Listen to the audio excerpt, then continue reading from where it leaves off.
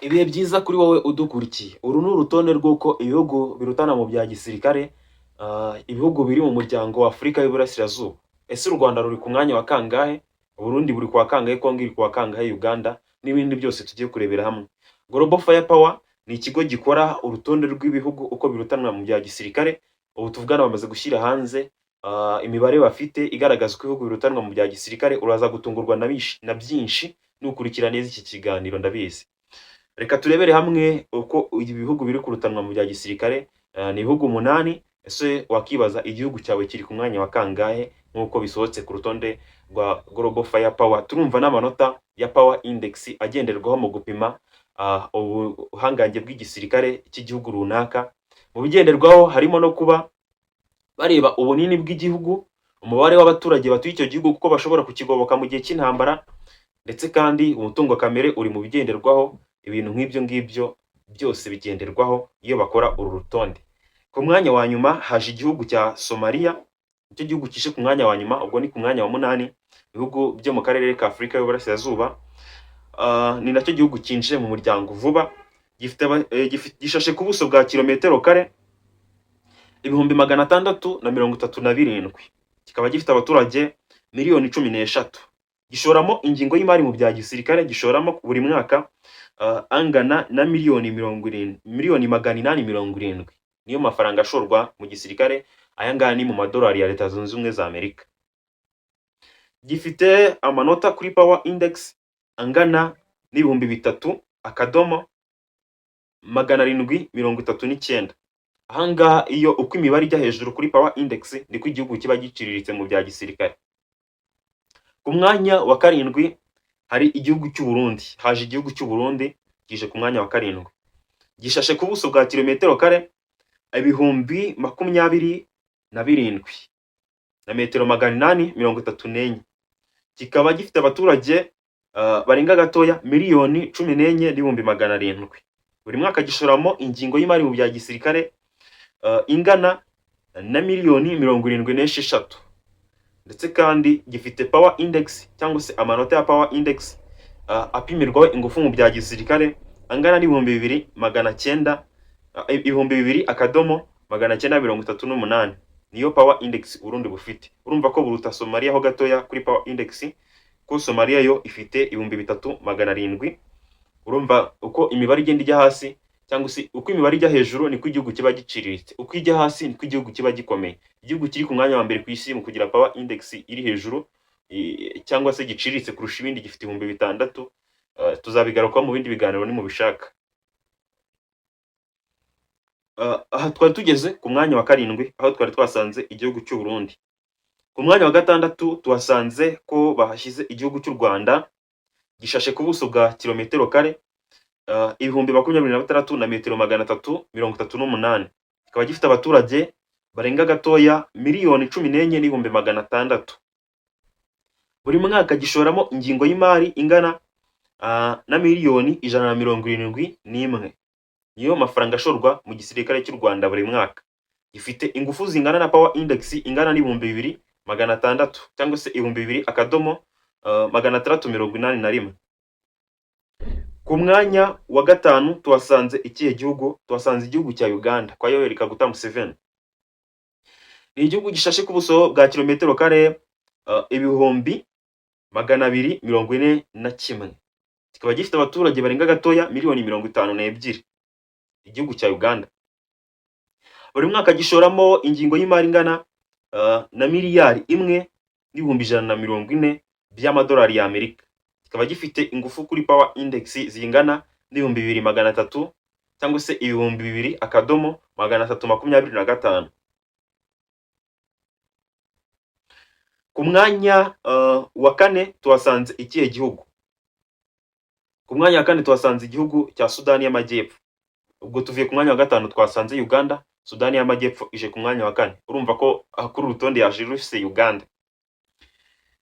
Sudani y'Amajyepfo ni igihugu gishashe ku buso bwa kilometero kare 619 na metero 745.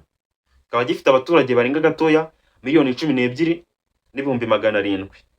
buri mwaka gishoramo ingingo y'imari mu bya gisirikare, gishoramo ingingo y'imari ingana hagati ya miliyoni 100 na miliyoni 150 z'amadolari ya Amerika.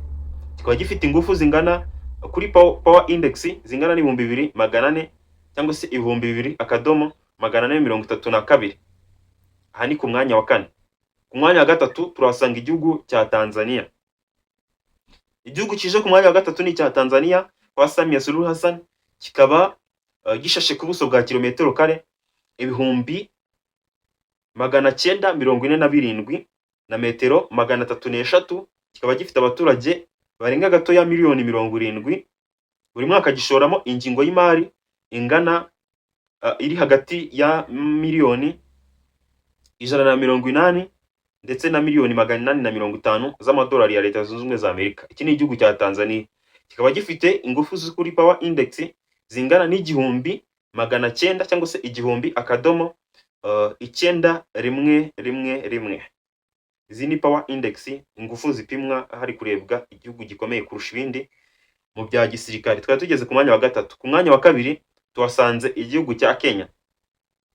Ni igihugu gishashe ku buso bwa kilometero kare ibihumbi 580 na metero 367.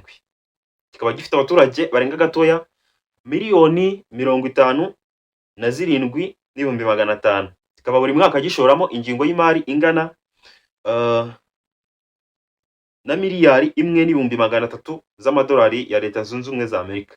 Kuri power index, ingufu za power index kikaba gifite igihumbi na 800 cyangwa se 1.804. Igihugu kije ku mwanya wa mbere mu bihugu bifite ingufu mu bya gisirikare hagendewe ku bintu ku mibare nagiye nguha, cyangwa se nkuko Global Fire Power ibivuga. Ni igihugu cya Repubulika Iharanira Demokarasi ya Kongo. Ibi ngibi nanjye byantunguye, ari na mpamvu naje mu kiganiro igitaraganya ngo tubiganireho. Ni gute FARDC za ku mwanya wa mbere? Imbe birakoma bakiruka.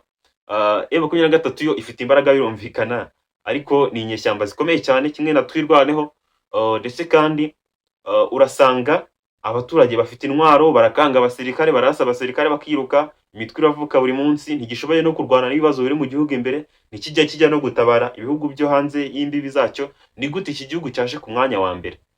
Ndabibutsa ko hagendewe ku bunini bw'igihugu, umubare w'abaturage batuye icyo gihugu, ndetse kandi n'ingingo y'imari ishorwa mu bya gisirikare. Muri Kongo naho bashoramo ari menshi, nkuko baje ku mwanya wa mbere bashoramo amafaranga menshi, ariko aribwa buboro, aho usanga umusirikare yishyuza amafaranga y'abasirikare b'abaringa batabaho, ugasanga avuga ko ayoboye abasirikare yenda 1000, kumbi ayoboye abasirikare 300. ayo yandi akayabika akashyira ku ikofi ye, ugasanga ahubwo yagiye agura amahoteli mu bihugu nko mu Bufaransa, mu Bubiligi, muri Amerika niho bagiye bashora iyo mitungo, bagenda barya igihugu, agatanga raporo itariyo, hanyuma akirira amafaranga. Ukabona igihugu gishoramo amafaranga menshi, kikanaza mu myanya ya mbere mu bishora amafaranga menshi, ariko ku misaruro w'imbere ku rugamba tukabura umusaruro, nta discipline, ni ibintu tugenda tubona n'undi muri rusange. Iki gihugu rero ni igihugu gishashe ku buso bwa kilometero kare miliyoni 2,344 na metero 855. Kikaba gifite abaturage miliyoni 112. Aba ni abashobora kukigoboka igihe intambara yaba yadutse, bakaba bashobora kugitabara cyangwa se kwinjira igisirikare byihuse. Ingingo y'imari ishorwa mu iki gihugu y'amafaranga amenshi aribwa mu buryo bunyuranyije n'amategeko, buriya nuko gisirikare tatabizi. Ni miliyoni 700, hagati ya miliyoni 700 na miliyoni 800 ndio mafaranga ashorwamo buri mwaka mu bya gisirikare. Agura ibikoresho, agatunga abasirikare, amenshi arananyerezwa, buriya nuko bamwe mu bayobozi b'abatabizi cyangwa se bakababizi ntacyo babikoraho, nabo banyereza mu buryo bukomeye cyane. Kikaba gifite ingufu zo kuri power index zingana n'igihumbi 300 cyangwa se igihumbi n'ijana, igihumbi 1.314. Izi ni power index cyangwa se ingufu zigenderwaho mu kureba igihugu gikomeye kurusha ibindi mu bya gisirikare. Muri uru rutonde rwose uko turuhawe na Global Fire Power, ibintu byinshi bintunguyemo, nsanze ibihugu bitagira umusaruro mu bya gisirikare ari byo bije imbere, by'umwihariko Repubulika Iharanira Demokarasi ya Kongo irantunguye, ariko nta nubwo yakabaye intungura, kubera ko batubwiye ko mu byagendewe hapimwe ubuso bw'igihugu nk'uko iyo mibare nagendaga nyigo. Ari niyo mpamvu Sudani yaje imbere ya Uganda. Hapimwa imibare y'abaturage batuye iki gihugu, muri igihugu icyo ari cyo cyose muri uyu mwaka wa 2026. Imibare mishya kuko abaturage bo barororoka ntago baguma hamwe. Hapimwa amafaranga ashorwa mu bya gisirikare. Ibi ngibi byose bita bigena ingufu za power index zimwe nababwiraga hagana hasi. Uko imibare ya power index igabanuka niko igihugu kiba gikomeye kurusha ibindi mu bya gisirikare, nk'uko Global Firepower ibivuga. Ni nayo yagiye ikora urutonde rugaragaraho Uburusiya, Amerika, urutonde rw'ibihugu bya mbere muri Afrika. Ni mu bishaka munyandikire muri comment ndubakorere cyangwa se ndubazanire, ndusomye kuri Global Firepower, namwe mushobora kujyaho mukisomera, ariko biba byiza iyo tubihuriyeho hano mu kiganiro tukanarebera hamwe impamvu ibihugu bimwe na bimwe biza imbere y'ibindi kandi usanga ku mirongo y'imbere ku rugamba bitakomeye. Turareba nk'u Rwanda muri rwakabaye ruza imbere. Mushobora kuvuga ati uri kwikunda kubera ko uri umunyarwanda, nabyo birashoboka, ariko turebeye hamwe ibitendo u Rwanda rwagiye rukora kurinda cyangwa se gusama ibisasu biraswa ku Rwanda, ibyo ni bimwe mu byatunguye benshi, bitanakorwa n'ikindi gihugu icyo ari cyo cyose muri kano karere k'ibiyaga bigari. Kujya gutabara muri Cabo Delgado bamaze kubohoza cyangwa se kwirukana ibyihebe ahantu hikubye u Rwanda inshuro enye mu ntara ya Cabo Delgado, by'umwihariko mu mujyi wa Masimba wa de Praia no mu gice cy'amajyepfo ahitwa Palma, mu gihe FARDC yananiwe no gufata Minembwe irahagera igakandagiza ibirenge bagahita bayirukana kibuno mu amaguru, kandi ho ni hatoya cyangwa se ugereranije n'ibice nyine u Rwanda rwagiye rwigarurira muri Cabo Delgado. Ndetse kandi u Rwanda, ingabo z'u Rwanda nizo zirinda umukuru w'igihugu wa Central Africa, zikanarinda ibice byinshi by'umujyi mukuru wa Central Africa. Ingabo z'u Rwanda muri Sudani y'Amajyepfo zimaze igihe kinini, ndetse kandi agace zibamo niko gace abaturage usanga bashaka kujya guhungiramo kuko ariho babonera amahoro, abaturage b'abasivile. Urumva rero u Rwanda rwakabaye ruza mu myanya ya mbere, ariko Global Firepower yakoze urutonde igaragaza ihereye ku bunini bw'igihugu, amafaranga ashorwamo, ibintu nk'ibyo ngibyo nyine nibyo byatumye u Rwanda rutaza ku mwanya wa mbere. Mbibutse ko u Rwanda rwaje ku mwanya wa 6. Kongo yo ishoramo amafaranga menshi, ifite abasirikare benshi, harimo n'ab'inkeragutabara batavuzwe hano kuri uru rutonde, ariko ku nkeragutabara Tanzania buriya niza ku mwanya wa mbere nk'uko imibare bigaragaza. Ku nkeragutabara nyinshi, ku ndege z'intambara nyinshi, Kenya niza ku mwanya wa mbere, ariko ku mato y'intambara Tanzania niza ku mwanya wa mbere.